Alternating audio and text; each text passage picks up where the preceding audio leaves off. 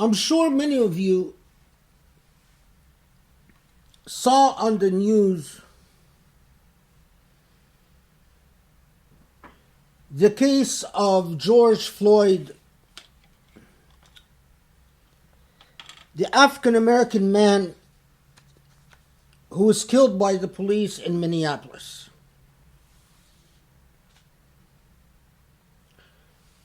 The story of this man's killing has many typical elements. A black man goes to a store, is suspected of criminal activity, the store calls the police. In what has become a common racist paradigm, the police arrives and sees that this is a big man. And so often, the nature of racists are threatened by big African American men. So, as you saw in the video, they handcuff him, and one of the cops puts his knees on his neck until George Floyd dies.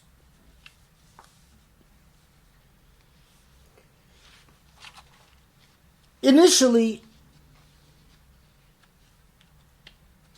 and by the way, these same cops had been in there were several disciplinary actions against them involving police brutality, where they pretty much got off with a slap on the hand, if anything. But it is what that incident represents.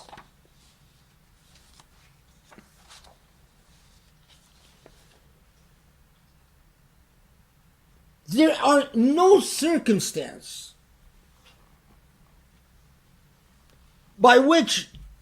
under which it becomes acceptable, whether in the United States or outside the United States, for the police to put their knee on someone's neck and ignore his pleas. I can't breathe, my stomach hurts, my body hurts, until he dies. This is the embodiment, the very essence of police brutality. But the main problem, which ignited the demonstrations that we saw in Minneapolis and elsewhere, is that this is a repeated pattern against minority groups, especially blacks, in which blacks are killed by the police and nothing happens. If there were no demonstrations, if someone didn't film this incident, and if there were no demonstrations and no protests, rest assured, nothing would have happened to these cops. Today, one of them, I think, was charged with third-degree murder, which I'll talk to you about in a second. But this happens all the time, and the police involved in these incidents are not disciplined, are not fired, and definitely not charged.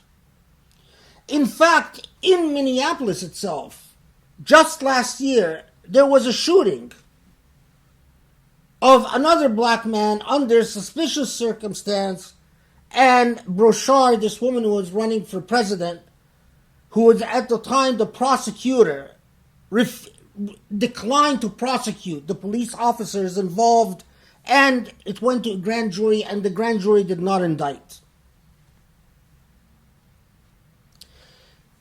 The problem is the Jahiliyya of racism is endemic in our society, and endemic in so many of us Muslims.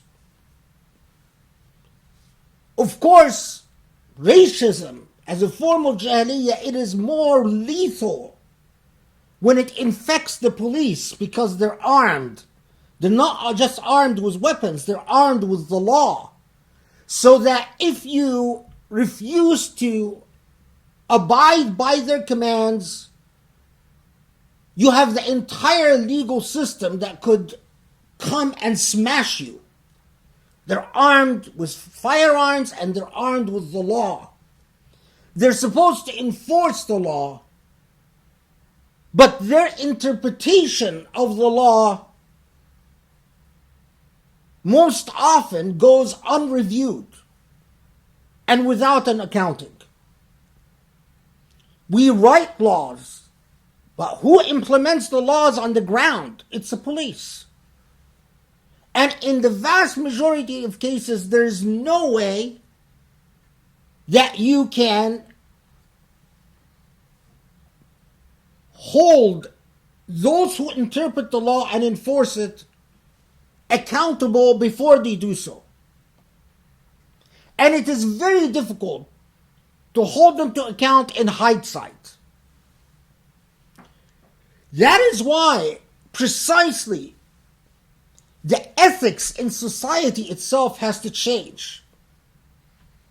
Because the police yield a very dangerous power. The ethics in society have to change.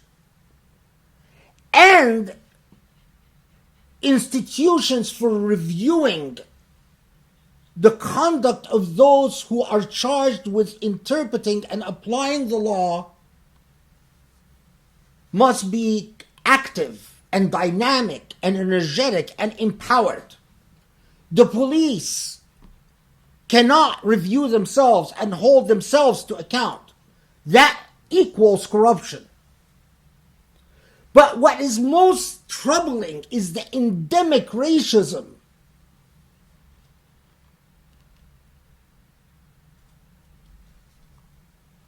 Can you imagine if you add the number of blacks who were unlawfully and unjustly killed or tortured from the time that the United States has been established till today? Add the number of blacks, add to them the number of Native Americans, add to them the number of Latinos and Hispanics. Can you imagine how many volumes this would fill? If you are an ethical human being, you cannot talk about institutions of democracy in the United States, about due process and equality before the law, without thinking of the numbers of victims who bear testimony against your ideals. The problem, to give you an example of this endemic racism, until yesterday when this cop was charged, there were several police shootings in Minneapolis over the years. Not one of them led to a criminal charge. Except one. There was only one exception. And that exception proves the rule. Because you know what this exception was? A Muslim police officer, his name was Muhammad Noor, a man of Somali origins, shot a white woman and killed her. And he was charged with third-degree murder and convicted. He was the only one to actually be charged. When a Muslim black man shot a white woman, a grand jury did charge him and the prosecutor did prosecute, and no demonstrations were needed, no protests were needed, there were nothing. Everyone was against the police officer from the beginning. This is, now, there is no question that this is Jahiliyya. But we have to understand, and we cannot ignore, that the wonderful experiment in democracy and civil rights that emerged in the United States and Europe is under serious threat because of bigotry, prejudice, and racism, including Islamophobia. There was a recent study published by a professor in Texas A&M that showed an alarming rise in white nativist movements who prefer dictatorial solutions and who are not offended by Trump's erosion of democracy as long as it keeps minorities at bay. In other words, these whites feel threatened by minority rights, and they see the Obama administration as an alarming, as a siren, as an alarming moment that must never be allowed to repeat. And they favor increased executive power to the Trump administration. They favor Trump exercising greater executive power and canceling legislation in order to keep minorities at bay. At the same moment that I say this, as Muslims, we cannot forget that while in the United States, people could demonstrate and burn a police precinct, and as a result, this police officer is finally charged with third-degree murder. Incredibly, all over the Muslim world, this happens every day. Police torture and kill people every day. And any journalist who dares say anything about it is promptly arrested and thrown in prison. And anyone who dares demonstrate about it is promptly arrested and thrown in prison. And it is very rare all over the Muslim world for a police officer who tortures and kills a person to be held accountable in any way. This is Jahiliyya and this is Jahiliyya. And as a Muslim, I am offended by the Jahiliyya of Muslims far more than I'm offended by the Jahiliyya of non-Muslims. Because when Jahiliyya exists among Muslims, they should know better. They have no excuse. The Prophet ﷺ, in a hadith that in my opinion is erroneously categorized as weak, and I can get into why I think it's erroneously categorized as weak some other time. He said, لا يقفن أحدكم موقفا يضرب فيه رجل صوت ظلم فإن اللعنة تنزل على من حضر حيث لم يدافع عنه ولا يقفن أحد منكم موقفا يقتل فيه الرجل ظلما فإن اللعنة تنزل على من حضره حيث لم يدافع عنه. Let none of you stand by when a man or woman, human being, is flogged unfairly. Let not one of you stand by as a man or woman is killed unjustly or unfairly. Because if you stand by and you do nothing, Allah's curse will fall on those who tortured or killed and those who watched and did nothing. Now, in our day and age, who are those who watched and did nothing? Everyone on social media. Everyone who knows about it. In the old days, you needed to actually be present to see the incident. Today, if you watched the video or you read the news item and you've seen that racism and you fail to act, don't complain when you find that barakah, blessings, have been taken away from your life. Allah doesn't bless the unjust. Allah doesn't bless the jahili. Understand. You can pray all you want. You can fast all you want. But if your heart doesn't beat with passion for justice, don't ask Allah for barakah. Don't ask Allah for blessing.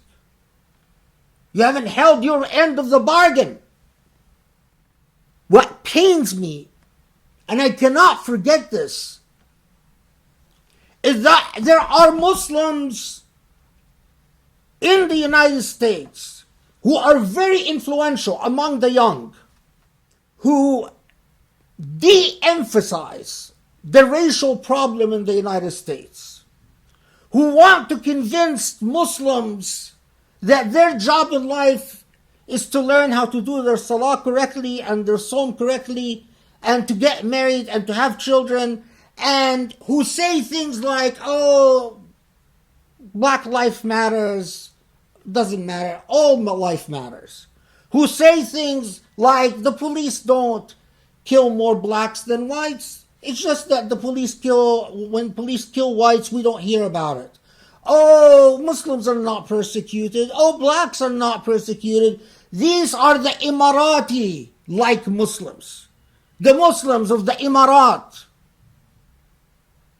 And they hold the institutions of power in the United States. They are Jahili Muslims. They are Jahili Muslims. Two types of Muslims.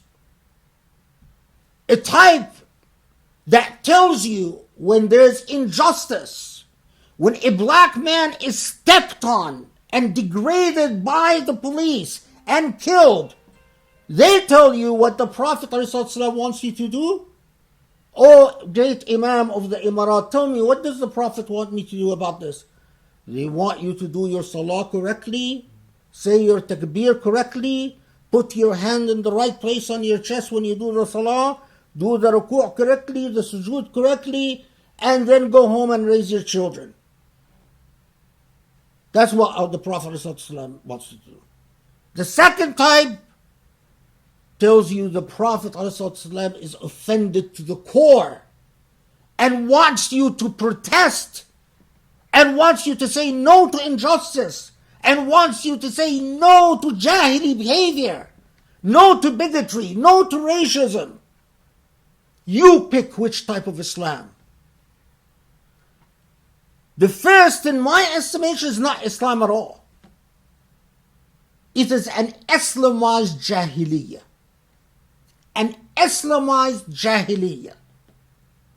An Islamized Jahiliyya. That's all it is. Thinly disguised Jahiliyya with an Islamic veneer. But these are the predominant Muslim institutions that exist in the United States. Again, I'm not talking about places like CARE, for instance. Obviously not. But all those who receive money from the Emirati government or the Saudi government or the Egyptian government, any of these governments who killed the soul of Islam with the soul of Jahiliyyah.